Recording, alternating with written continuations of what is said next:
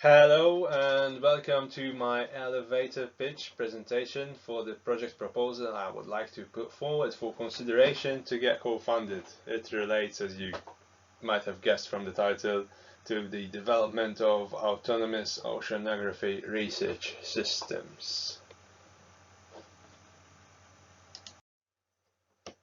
Before jumping into the details of the project, I think I should give you a bit of background information about myself. I'm a data systems engineer with over 10 years experience in industry.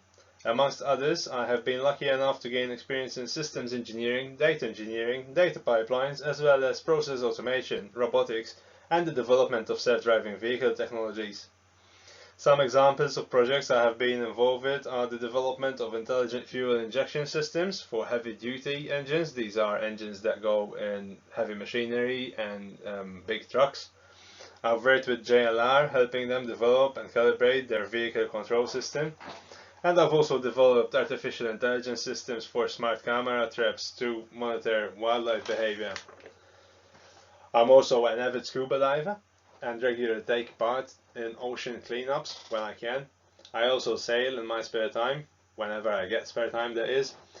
And over the years I've built a strong connection with the sea. This is partly because I grew up on a small island. It is therefore no surprise really that I have a strong interest in oceanography. I'd like to move on into the crux of the matter, shall we say, and discuss the specifics about this proposition I'd like to make. Firstly, I'd like to give you the reasons why I think this is a cause which is worth pursuing. We all hopefully understand the importance of sustainability, education and innovation capacity in respect to a strong bioeconomy. And we all recognize, I hope, the importance of managing in a holistic and sustainable manner these important resources we have in our oceans.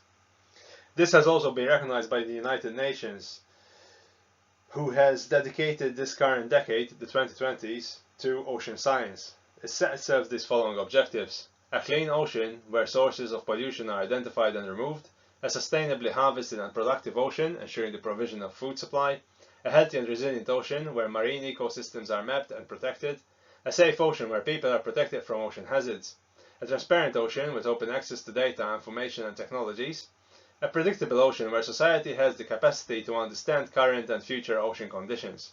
I believe that point 5 and 6, especially point 5, is of utmost importance because they are the key for the other points in this list. I think that if we understand our oceans better, we can learn to better live with them and benefit from this.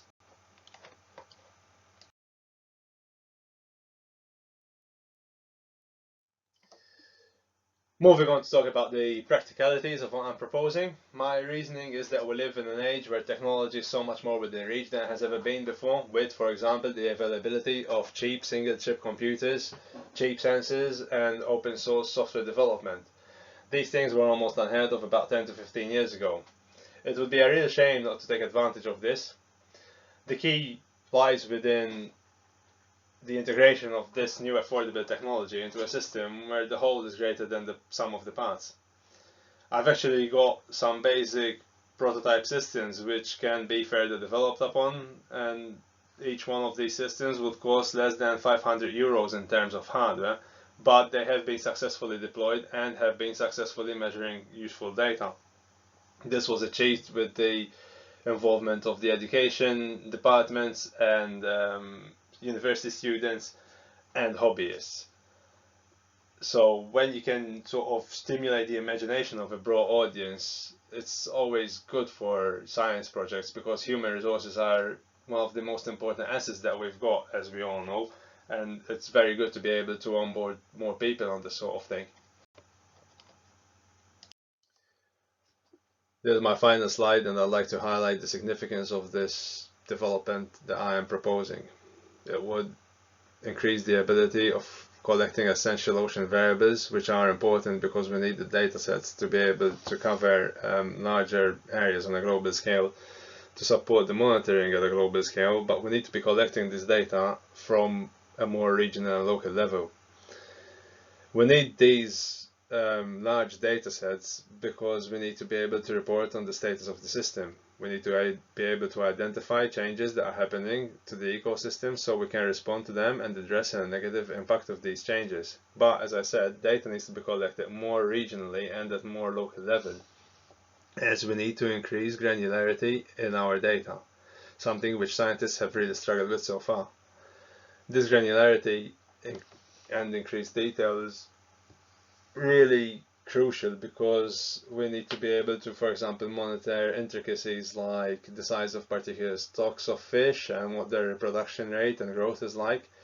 We need to be able to monitor the health of coral reefs, seagrasses and mangroves that provide benefits greater than just food, as they sort of contribute to our tourism industry, carbon sequestration and the prevention of coastal erosion. We also need to be able to monitor the risk of ocean heat waves and local algae blooms. This would provide us with early warning systems to be able to proactively deploy resources to limit the impacts of these phenomena.